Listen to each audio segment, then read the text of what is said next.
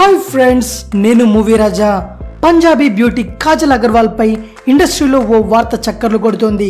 దక్షిణాది సినీ పరిశ్రమలో star heroine గా చెలామణి అవుతున్న ఈ అమ్మడు త్వరలోనే ఐటమ్ గర్ల్ గా వెండితెరపై కనిపించనుందని ఈ వార్త సారాంశం. ఇన్నాళ్ళు ఐటమ్ పటాల విషయంలో దృష్టి పెట్టని కాజోల్ ఇటకీలకు గ్రీన్ సిగ్నల్ ఇచ్చిందని ప్రచారం జరుగుతోంది.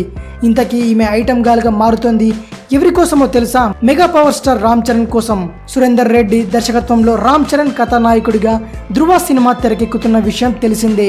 శరవేగంగా షూటింగ్ జరుపుకుంటున్న ఈ సినిమాలో ఓ ఐటమ్ సాంగ్ ఉందని, ఆ పాట కోసం యూనిట్ కాజల్ అగర్వాల్ ని ఎంపిక చేసుకున్నారని టాక్ వినిపిస్తోంది.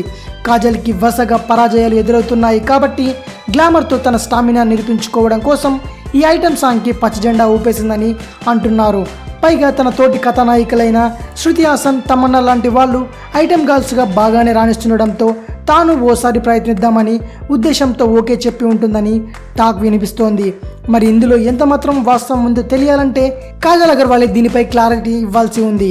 కాగా గీతా ఆర్ట్స్ బ్యానర్ పై అల్లు అరవింద్ ధృవ చిత్రాన్ని నిర్మిస్తున్నారు.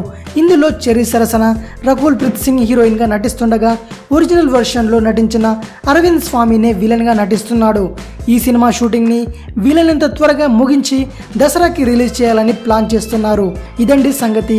మరిన్ని మూవీ న్యూస్ కోసం రిమిక్స్ ఛానల్ని సబ్స్క్రైబ్ చేయండి.